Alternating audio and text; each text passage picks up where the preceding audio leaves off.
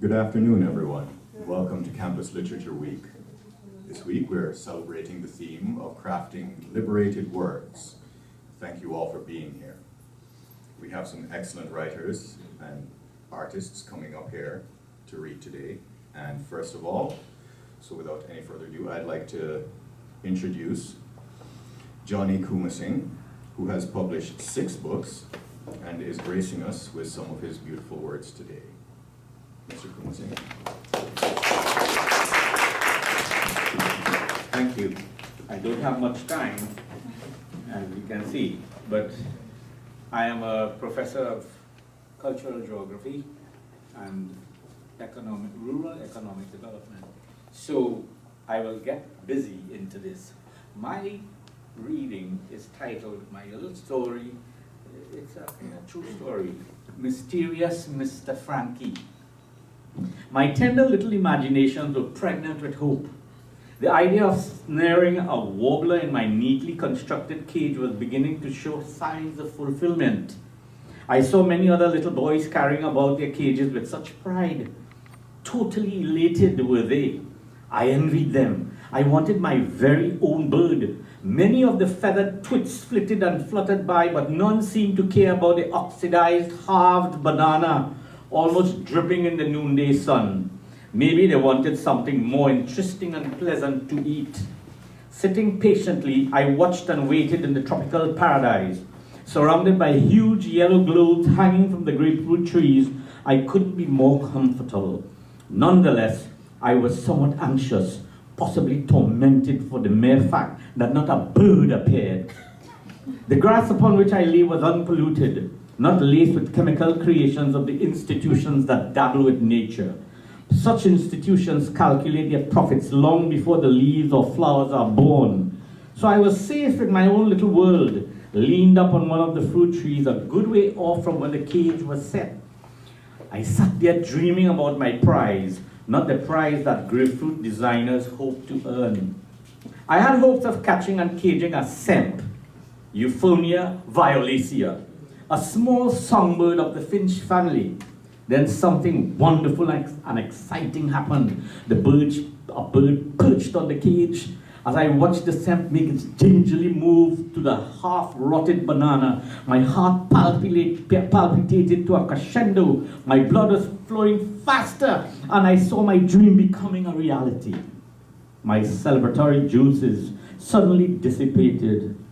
A banana quit, Coereba flaviola, like a line jumper, callously darted forward, pushing my prize aside to feast on the blackened banana.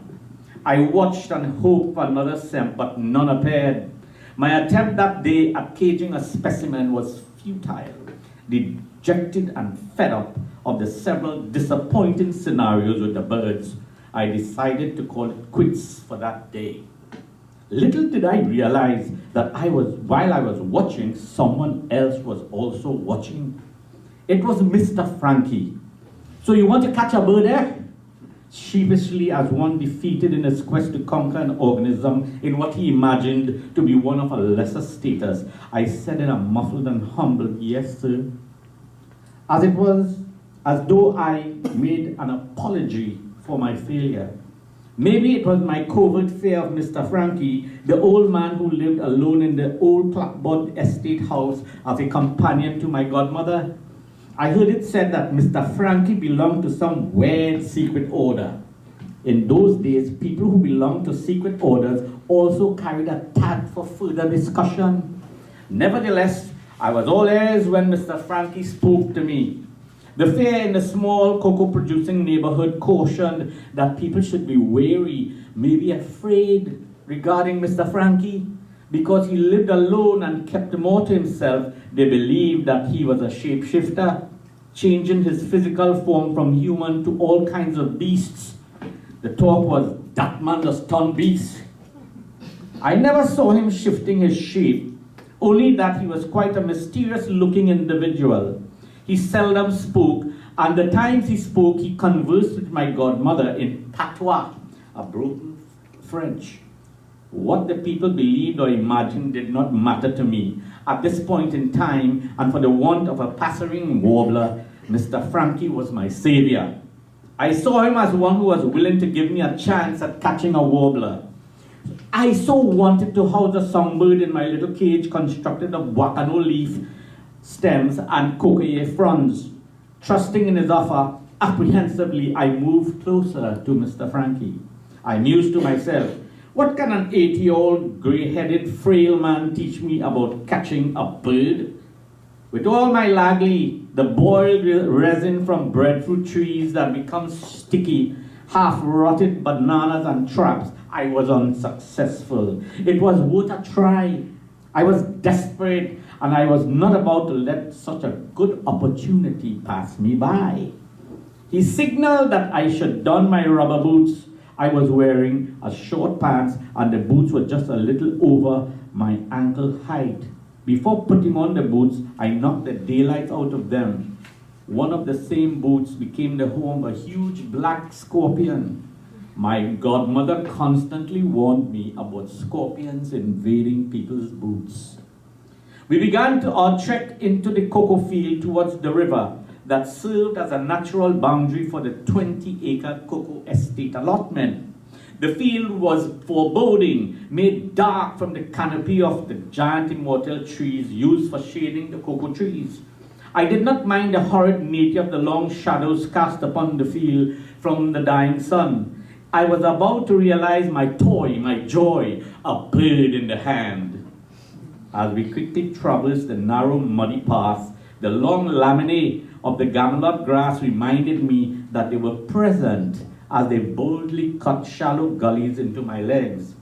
I would thereafter suffer from the treatment of these wounds with raw iodine that my godmother stored for such occasions.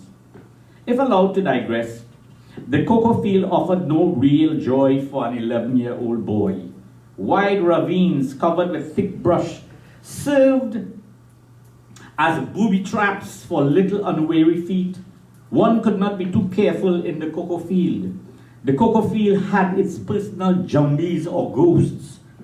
For example, the swarms of mosquitoes seeking a meal sang their melodies in such close proximity to my ears while simultaneously inviting their friends to join in the feast of blood. Colorful cocoa pods of red, yellow, tangerine, and orange stick out from the tree trunks as the breasts of an 18-year-old girl. Firm cocoa pods would be freed from their cushions with a quick jerk of the extremely sharp gullet knife attached to a slim but firm bamboo rod. Gathering the pods was the job for little children. I was such a child, saddled with the tasks of the assembly, and then to empty ungainly crocus bags of pods in a heap somewhere in the middle of the field. The trials and tribulations concomitant with cracking cocoa raced through my mind as we found our way to Mr. Frankie's destination, the place where I imagined I would eventually get my prize. The big cocoa cracking day would come when all would gather around the huge, never-ending heaps of cocoa pods. Cocoa baskets woven from dried lianas by skilled craftspeople would contain hot-cooked rice, a pot of yellow split-peas dal puri roti, and curry chicken. Ice-cold fresh orange juice was also part of the lunchtime fare. This was a most welcome moment, a moment away from the torment of cocoa cracking. My thoughts, my reminiscences about the cocoa cracking activities slowly dissipated, drifting to a more pleasant aspiration, my precious bird. We were approaching the last bed of cocoa trees before the boundary, the Sangre Chiquito River. At that point, he told me to stop in the clearing between two cocoa trees separated by a box drain. I was told to keep very quiet. What happened next was amazing, quite troubling. Let me remind all who are reading this narrative that this was no dream, this was no movie, it was real. Mr. Frankie stood to my left and rested his right hand on my left shoulder with a stolid look. That old man emitted a song, a kind of deep, visceral, haunting song, a song I never heard before in my life, indescribable. And then it happened. The scene turned suddenly. Mysteriously, a swarm of birds flew in with a frenzied kind of behavior that I never witnessed before. It seemed as though they had no choice but to beckon to Mr. Frankie's call. There were small birds, medium-sized birds, and large birds with a variety of colors. Quite noticeably was this large black bird with a long pointed silver beak perched on a cocoa tree that kept its eyes fixed on me. Quite scary. This bird was not flying around like the others. It just sat there staring at me as though it wanted to hypnotize me. All kinds of weird thoughts entered my mind. Was it true that Mr. Frankie was a shapeshifter in the village, as the villagers thought? Was he a wizard? Was he an obeah man? Was that the reason why he did not ask me for my birdcage? Mr. Frankie looked mysteriously tense and stayed, as though in a trance. It seemed like he was communicating with something. I stood there frightened. Then he turned to me and in a low, somber tone asked, "Which one do you want?" I couldn't utter a word. I just shook my head from side to side, motioning that I did not want any bird at all. Thank you.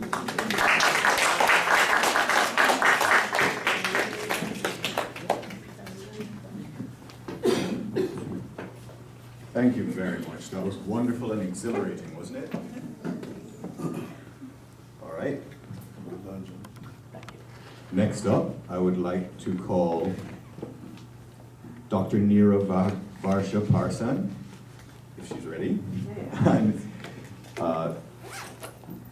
she is a poet, and she has been awarded the gold medal with distinction from the... Thank you very much.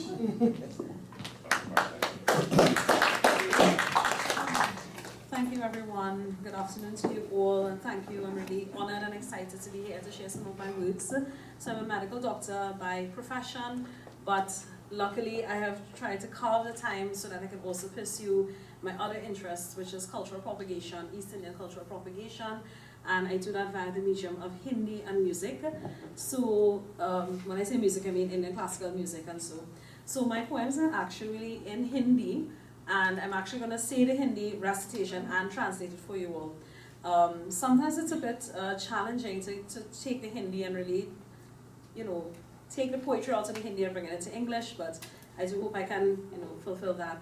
So I'm presenting two poems today. So in Hindi literature, poems are usually represented as songs. My voice is not forgiven today, so I will not do it in the form of a song. However, I am presenting two poems. Like I said, the first one that I would like to present, it's entitled Jeevan Ke Rang, or The Colors of Life. It was written and composed as a song for my first feature film, which was Agman, released in 2023, which was a representation and a story of my ancestor that came from India, and her story and how she triumphed through her life. So this takes place at a very significant point in the character's development, where she encounters a major and sudden change. So, Jeevan ke rang, the colors of life. Jeevan ke kai rang dekhe hain hum. Jeevan ke kai rang dekhe hain hum. I have seen the various hues of life. Kabhi sukh ki dhoop. Kabhi sukh ki dhoop. So sometimes the shade, or the gentle shade of happiness. Kabhi chhaya ke gham. And at other times, the shadow of sorrow.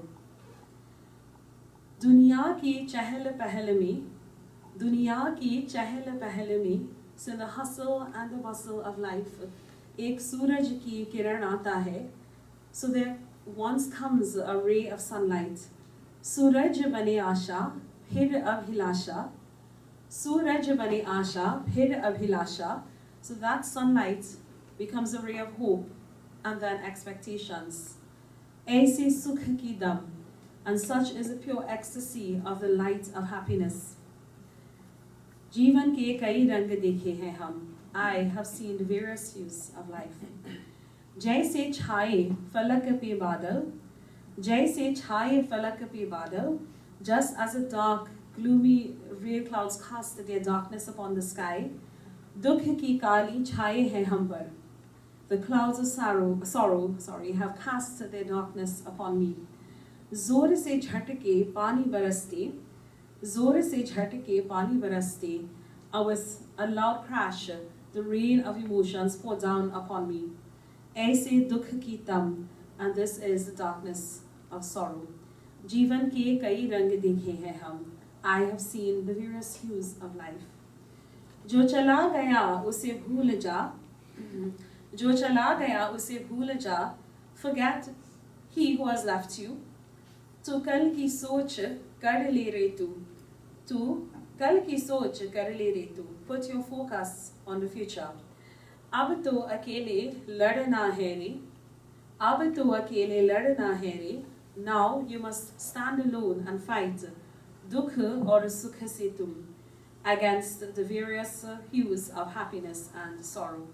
जीवन के कई रंग देखे हैं हम, I have seen the various hues of life. And this is the first poem, Jeevan Ke Rang. The next poem is entitled Pukar or The Cry, and this was written and composed for International Women's Day. I can't remember what year I did it. And it was around the time when the country had experienced the tragic loss of a young woman.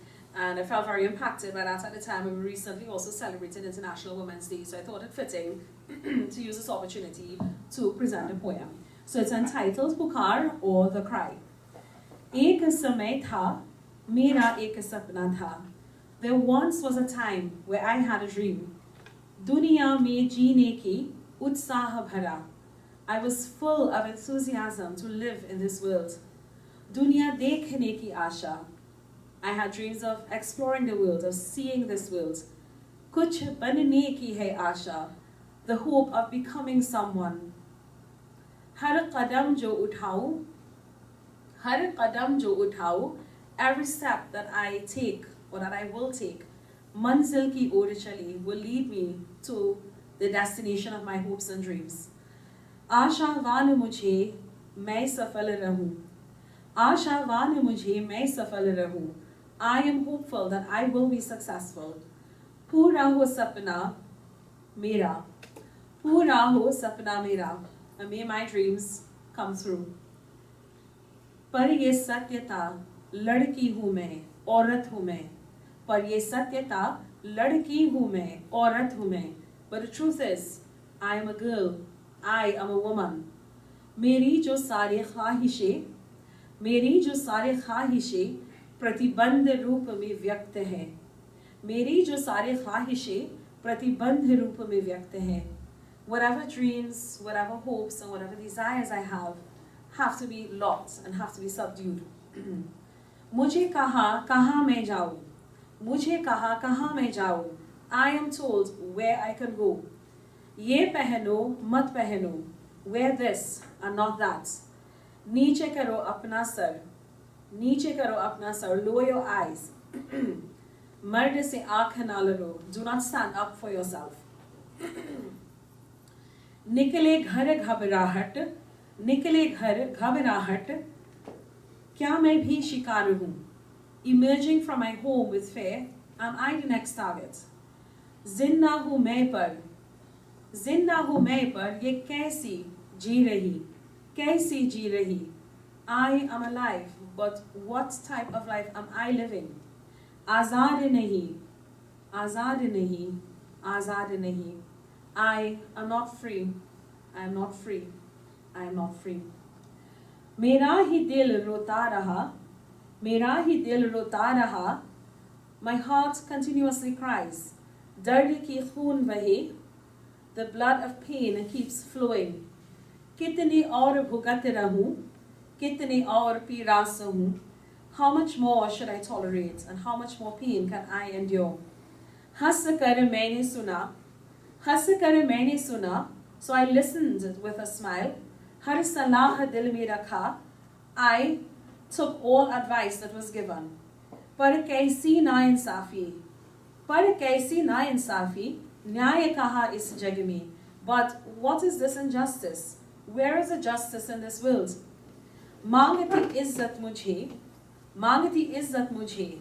I demand respect. आज़ाद जीना चाहिए. I also want to live a free life. देश के वासियों, देश के वासियों सुनो मेरी पुकार, मेरी पुकार, मेरी पुकार. My fellow men, my countrymen, listen to my cry, listen to my cry, listen to my cry. So this is the end of the second poem, Pukar. Thank you very, very much.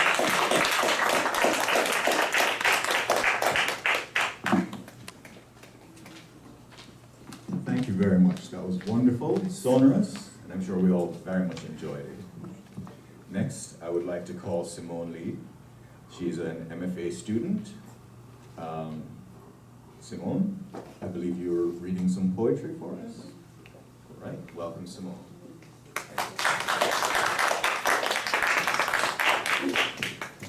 Hi, good morning. I'm going to read a series that's called Mother Earth Poems. Mother Earth, who is Jeanette MacDonald, she was a figure in the 1970s and early 1980s in Trinidad and Tobago. Afro-Trinidadian woman. She had 13 children. She lived in Port of Spain. And this was during the time of the Black Power movement and a lot of consciousness around, Black existence as is related in society. And she eventually moved into the mountains of Arepo, I think it was, and she had a number of followers, maybe that were mostly Afro men, and they lived a natural life. Sometimes they would come down into Port of Spain naked.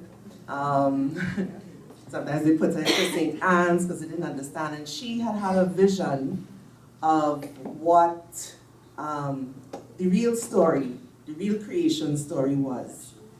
And so the first poem I'm going to read is about her philosophy or her understanding of the world.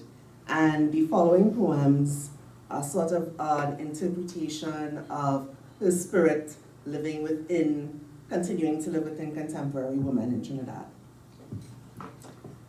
So First Life Pantoum, after Mother Earth, Jeanette MacDonald, 1934 to 1984.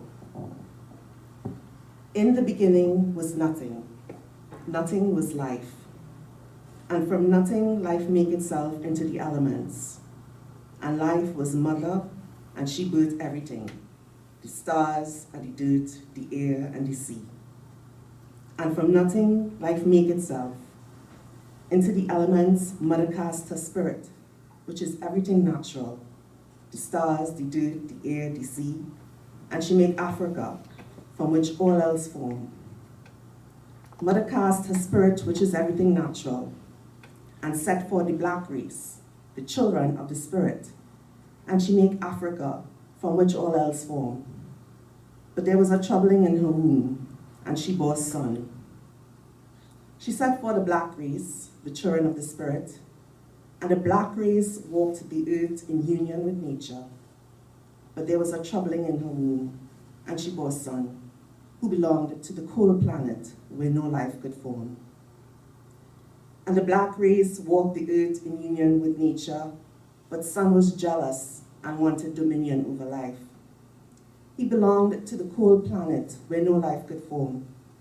So mother put out the flesh of the white race and gave it to him. But son was jealous and wanted dominion over life. So to get power, he makes science by interfering with nature. Mother put out the flesh of the white race and gave it to him. And he made clothes and car and technology to tap the spirit. To get power, son made science by interfering with nature. But the womb of Africa, the black race, belonged to mother. And he made clothes and car and technology to tap their spirit, making them forget their own power, their natural spirit. The womb of Africa, the black race, belonged to mother. But black get mixed up in the ways of flesh, bend into the sun, making them forget their own power, their natural self. But the spirit still remained to guard the flesh against death. Black get mixed up, the ways of the flesh bending to the sun, till the mother awakened in me, and I take my people to the mountain. The spirit remained to guard the flesh against death. We burn everything unnatural, we burn every unnatural thing and return to nature. The mother awakened in me. I take my people to the mountain, where sun have no power over we black earth. We burn every unnatural thing and return to nature, and we come back again again to the spirit, and the sun power fade to black on earth, and mother birth herself as baby, as ancestor, and we come back again in spirit, to the beginning of nothing, of life.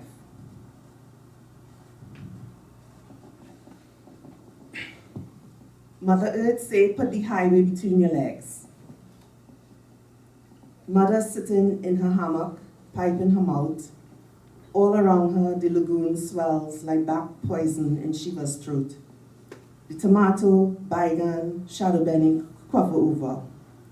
2 lengths away, a cow head is all you can see straining above the water, eyes wild with terror. The rescuers coming through in the dinghy plead, Mother, you have to come. You gonna drown here? Mother take a long drag, the grey smoke blaring through her nostrils. She resets the orni round her head. All right, just leave a little food and water for me.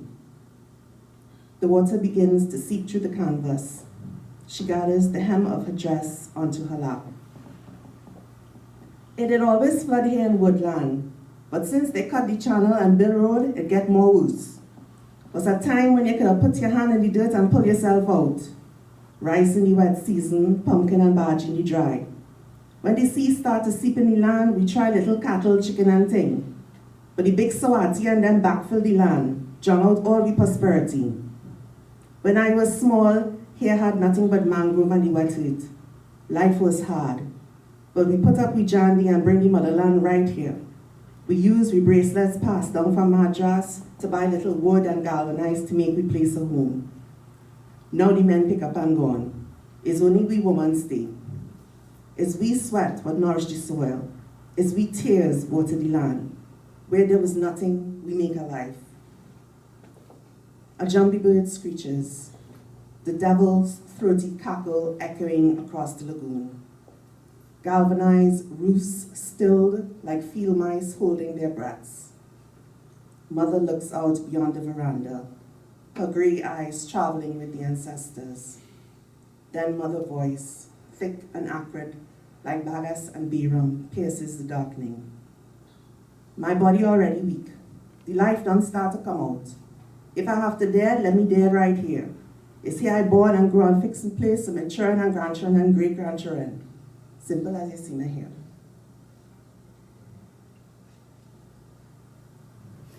Mother Earth gets shot on the beat arm for another grieves.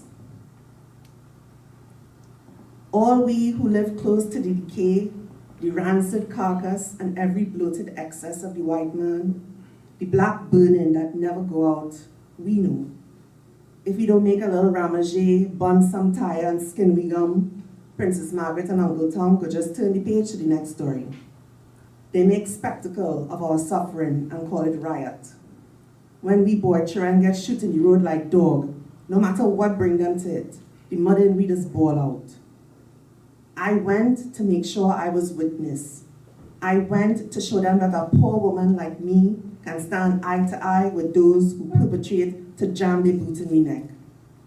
But as I pull out the phone to record, my natural eye weakened.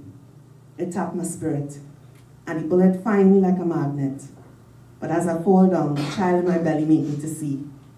It was the police who shoot me. Mother Earth strips and walks down Ricing Road.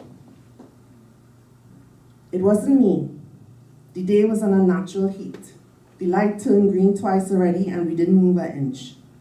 Soot and sweat making soup in my bra, and oh Lord, chicken still in the freezer.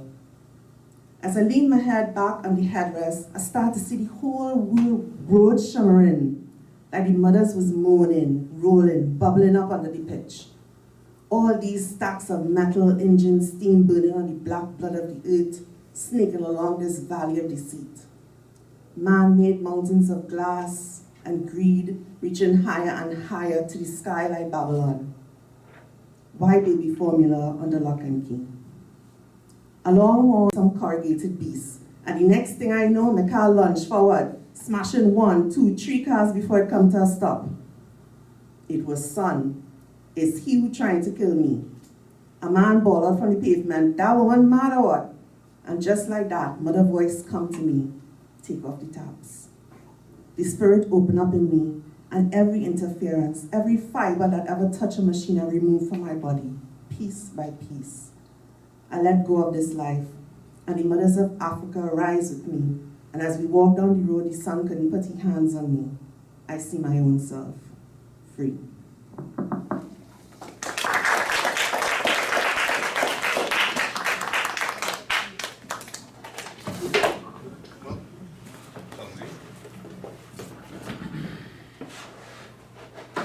Thank you very much, Simone. That was wonderful.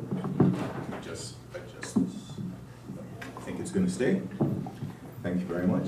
And next up, I would like to invite a fellow MFA student, first year, Florence Raju.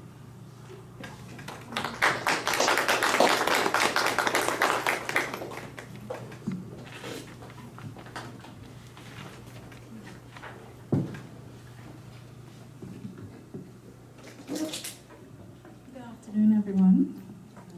I'm hoping to be able to read two pieces today. One is a piece of prose. It's an extract from a short story that was written as part of one of the courses that the MFA students are pursuing. It was done last semester. It's a bit radical. It's written in second person point of view and dialect, and it's called Sukuya Blessing. So I'm going to start there.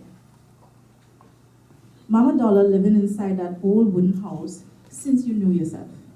Since you're riding Papa Mule flying down the hill 3 minutes from that dirty front yard.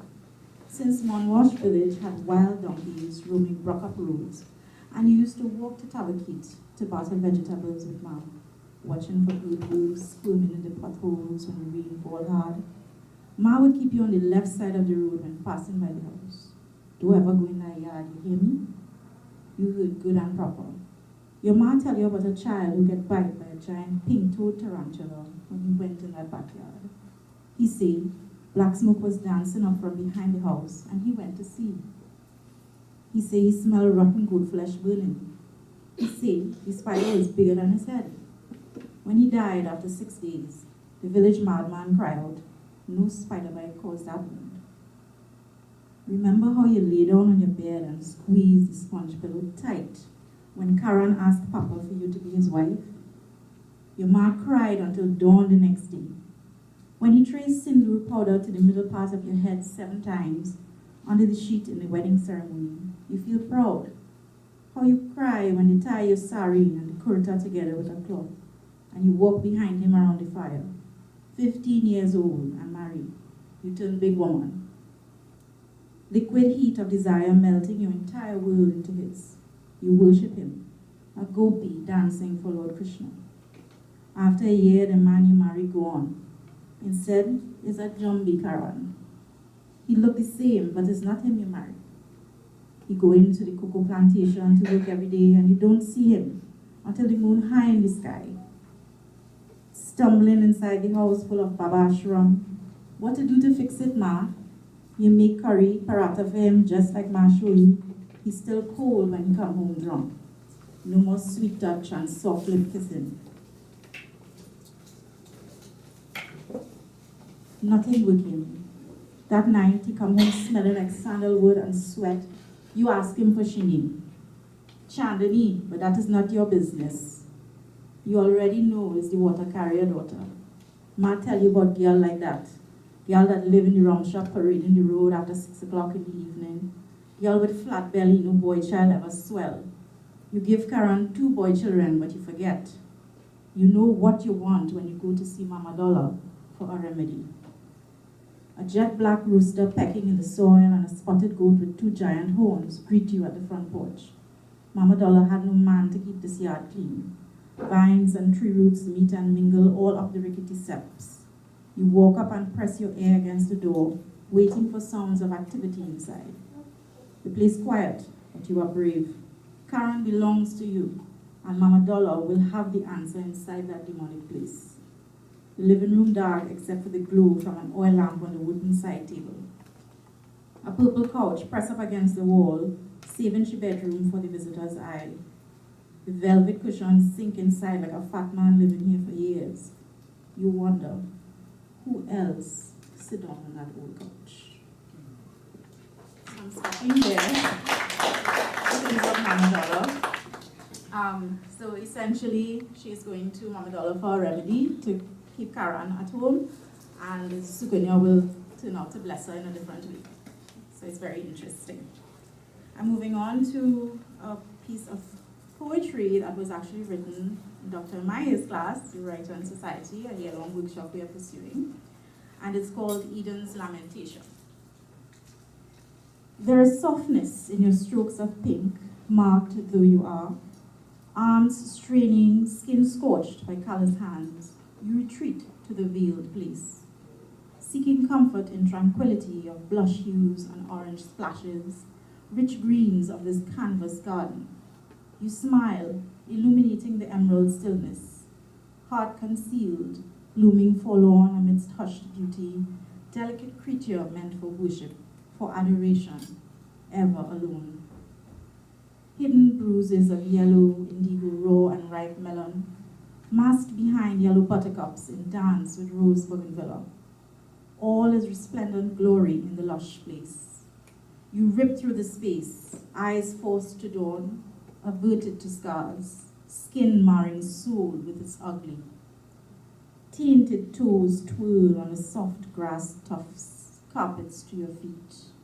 Trod and stumble on the angry roots that spread, spill over long forgotten pathways. Mushroom families dwell in the halls of this place, untouched, moss adorned, lone witnesses to the sorrow. Basking in the sunset, you lay down, sunlight stinging eyelids, filling the membrane with rust orange, warm against skin. Uncomfortable probe, tears ran unchecked across a scarred cheek. Raw amber glowed in your eyes, swimming with liquid joy once. From the beginning of things, before the great fall they moved. Fluid, effervescent things of beauty unreachable, matched only by the garden's touch. I knew you like a feather once, drifting and delicate, smooth yet tough, withstanding the wind's lash. You moved past softness, grew wings of leather, durable. Here now the garden saw your love decay, sprawled on the earth in the lawn of sorrows, the place of dewy green leaves dipping to the eager finger, licked by the dawn's brilliant rays, hoping for solace, for healing, for renewal from the black soil. When the terror came, you walked the garden of silent beauty alone. You took flight, hovering above horror, beyond bombs crashing around, sirens screaming at night, beyond destruction that laid the garden bare and grey.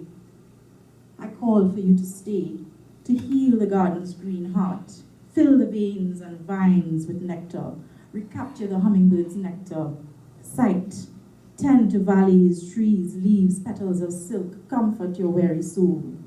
Your body shunned my cry, mounted higher, seeking escape. I called for you. Come home to the scent of flowers at play. Come home to the kaleidoscope in bloom.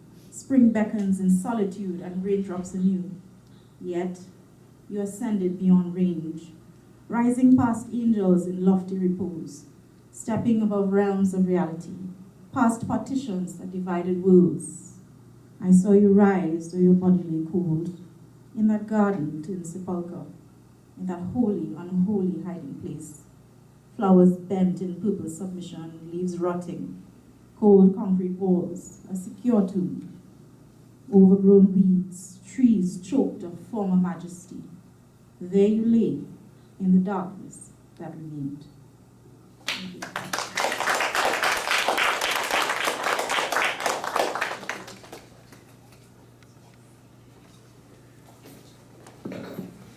Wonderful, thank you very much, Lawrence. We can all agree that was fantastically read, fantastically written. Finally, I'd like to welcome fellow MFA student, first year, Halcyon Prescott Alexander.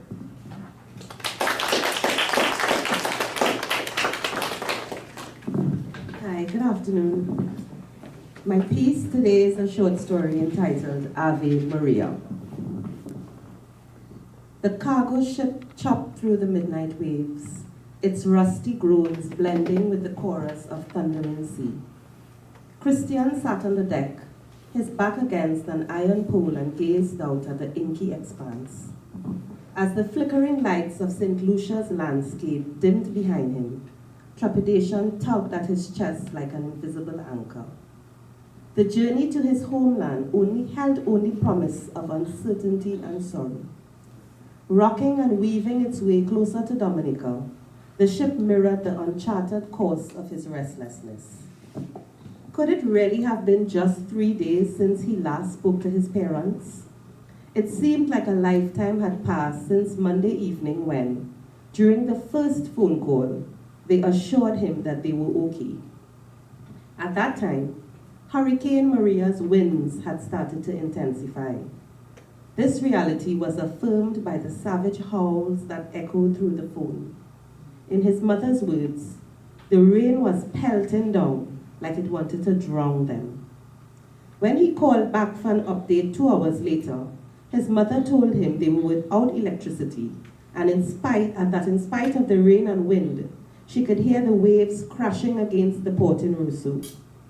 And at precisely 9 o'clock that night, just one cryptic line in a text message from his father: "Roof gone." It was just like his dad, abrupt and straight to the point, no fluff. The perfect representation of what their relationship had been like over the last 10 years. From the moment he decided to forego assuming leadership of the family business, opting instead for a career in academia, things between them had soured. Yes, he appreciated the fact that he was an only son and that he had a responsibility to the family. He knew that if it weren't for the business, he would not have been able to receive the Ivy League education that he had. He even acknowledged that he was contributing to the brain drain phenomenon that afflicted the Caribbean. It didn't matter. His mind was made up, and the close bond they had previously shared began to crack. The irreparable rupture happened when his father discovered that Adrian was more than just a friend, and they were sharing a life in Trinidad. Nature certainly had a way of putting things into perspective. In the hours and days that ensued since the last message from his father, he wondered if the hurt and pain that he harbored and hoarded was actually worth 10 years of distance. The jealousy, fueled by his father's easy acceptance of his sister's life choices, dissipated as they called one another incessantly, seeking salvation from Maria's wrath. 3 children, thousands of miles apart, virtually united by a shared purpose: hope. They learned that the telecommunications infrastructure on the island had been severely affected. Even then, the scattered bits of information that had begun to emerge incited more despair. Maria had brought catastrophic devastation to the entire island of Dominica. Mia lived in the United Kingdom with her husband and 2 small children, while Natalie was a resident pediatrician in a hospital in New York. Even before they suggested that he was in the best position to make the journey, he had booked his flight to St. Lucia, from where he knew he would be able to get to Dominica by sea. The ship pulled into the Roseau harbor as the sun rose and its eerie glow illuminated a new layer of distress and horror. Splintered debris floated on the water's surface, creating a fragmented mosaic. In the distance, buildings, their roofs torn, stood like skeleton structures against the backdrop of a bruised sky. And Dominica's trademark, the bountiful mountain ridges, always fat with lush vegetation, now covered in a brown, hateful sludge. The entire pier of the harbor had been eradicated, so Christian strapped the waterproof rucksack on his back and followed the crewmen as they jumped into the water and began to swim. After battling the unrelenting waves for what seemed like an hour, but was actually only 10 minutes, he dragged himself onto the shore and caught in his labored breathing the heavy scent of salt and dampness. He began to walk. Over the barrier wall that separated the main road and the shore, passing around the old market plaza, he climbed over uprooted trees. Navigating his way through broken glass, decaying metal edges, and flipped vehicles, he turned into the French Quarter. From there, he veered right towards the Goodwill Link Road, where the family business previously existed. He passed quickly then, uncertain of how to process the agony he felt when he saw his heritage reduced to nothing but rubble. And at the Windsor Stadium, where he spent many of his childhood days with his father, watching the West Indies beat everybody, he broke down for what was. Finally, leaving the images of the extended lines of people waiting for petrol and water and tin food, he turned into Federation Drive. This is when he began to run. With a pounding in his chest and an anxiety that rattled his bones, he ran until he reached home. It didn't register that his mother's SUV now sat in the kitchen. He didn't notice the gaping hole in the wall that engulfed them as children playing in the family room. He didn't see the shotgun in his father's hands as he sat, guarding what was left of their property from the band of robbers going from house to house. He had heard that in true mercenary form, they had begun to pick what was left of these properties like Kobo cleaning the carcass of the dead. But he saw none of these things. He was solely focused on the love and joy in his father's eyes when he rounded the bend. Thank you.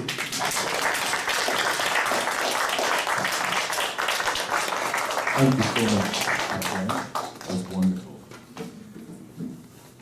After so much impactful and emotional readings filled with such beauty, we have one more reader to round out today's proceedings. Dr. Rose Ann Walker will be reading some of Dr. Jennifer Rahim's poetry on the anniversary of her passing. Please welcome Dr. Rose Ann Walker. Thank you. Thank you so much. So we always remember our ancestors, and right now, Dr. Rahim is an ancestor. So I brought 3 of her books. The very first publication from when we were members of the Writers' Union of Trinity People Together. The second one is Approaching Sabbaths, which won the 2010 Casa de las Americas Prize, and Sanctuaries of Invention, which was published posthumously last year. So I will begin with mouthwash. The mother in whose house I make my home dwells in my center, where I live according to the word that spoke me into the flesh of your womb, mother. Not one hand, but 2 opening my mouth, filling me with words. But I am in the center whole, my mouth fed by the hand who was, is, and will be, listening, busy brewing her herbs. She leads me down, this mother, to her dark cave, where her sure hand stills the wagging of my talky-talk tongue and scrubs my mouth out with her cold-hot herbs that burn the flesh from my tongue.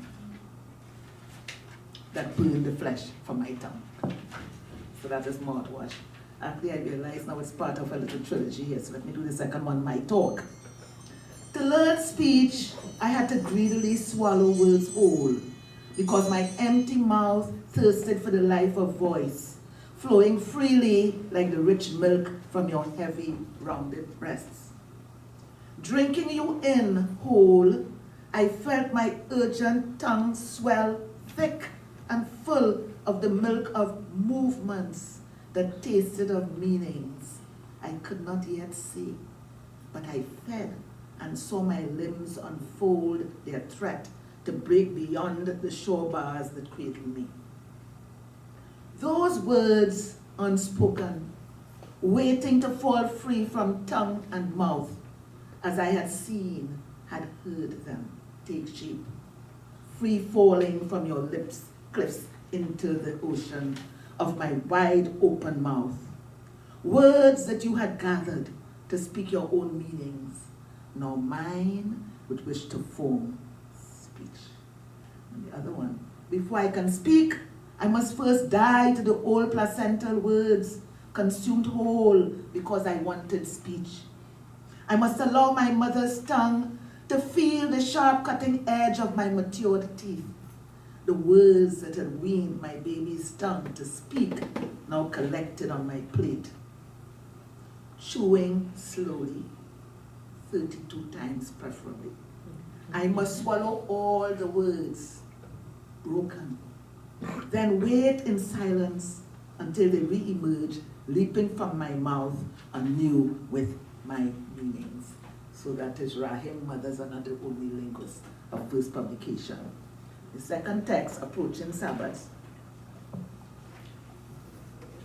This one is called For Seeds That Wither.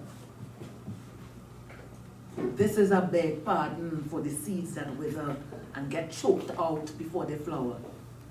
Those fragile ones eager to bear that rock heart and shallow mind, killed dead long before their time. For the unborn and all things just beginning that meet sudden dry season, today I beg pardon. For all seeds that start to grow in look at my crosses spots of bird drop like concrete crack and old chamber pot. For the pawpaw plant that claim a space right in Miss Mary Rose garden and get rooted out for being too brazen. This is a prayer for all the little ones that sex bandit rob of their innocence. Today, I beg pardon. This is a chant to break the back of the jumbie who busy building fences to keep lines clearly drawn. Like a Mado Giallo who eat police bullet for holding up a wallet in a pasture he dreamt might to be greener. For all those we slam the life door on, who pass by without being mourned, today I beg pardon. This is a prayer for the down and out, the cokeheads and gone crazy, the ones whose courage tank run empty. This is a hymn for women like Bajan Patsy that life and men beat up on till body and soul case split like a pod. This is a prayer that at least someone will mourn and temples of rebirth rise where their limbs meet with earth. Today, I beg pardon for seeds that wither and die before they get a chance at life. And finally,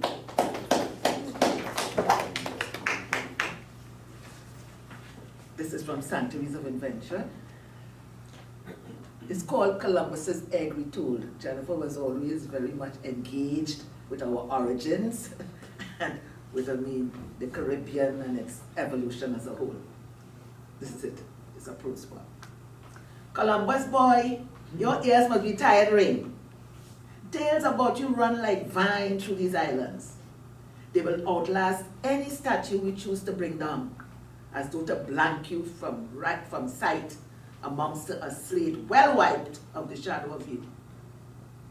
Story is another matter. No infant's game of peekaboo, but like salt on Karairi, could transform how we tell a history, when forgetting is never wholly possible, advisable, or forgivable. So here's another tale about you, Mr. Christopher. That morning, at the site of landfall, Columbus, feeling that he deserved a treat, chanced a request for eggs and a sherry to celebrate his luck. To his delight, one came, hard-boiled, judiciously saved from growing stale.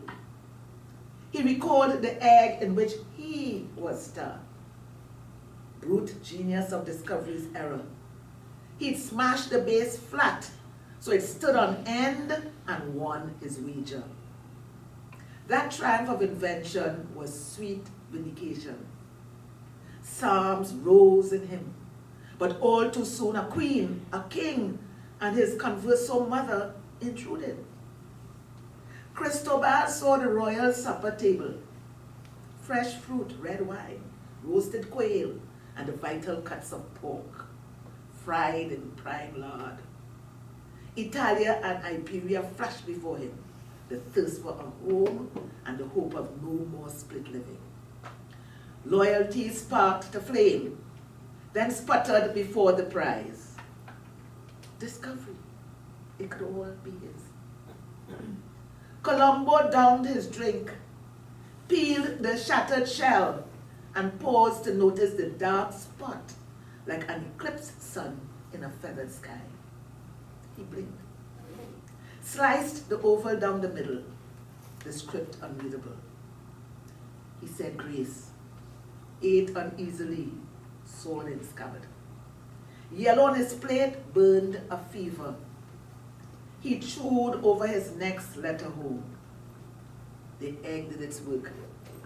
Pressure. Surf exploded meteoroids. From the river's mouth, crocodile saw all, swished her tail and covered her stash. Colon landed and took charge. Night came. Hatchlings armored. Sea hissed, sizzled, coiled, and swallowed itself gross. Again and again, a renewed arrival. Cristoforo, though, returned to Spain in chains, but they never put up any statue to mark that part. Footnote Hispaniola. So maybe it's high time we set things right, Mr. Chris, and take you down. That's the opportunity to really cherish and keep Jennifer's memory alive in this Campus Literature Week, because she was very much a part of its origin years ago. Thank you.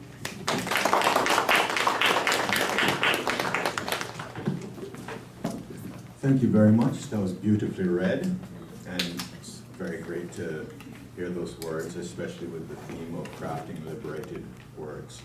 Thank you all for being here for the second day of in-person lunchtime readings at Campus Literature Week, and have a good day. Thank you.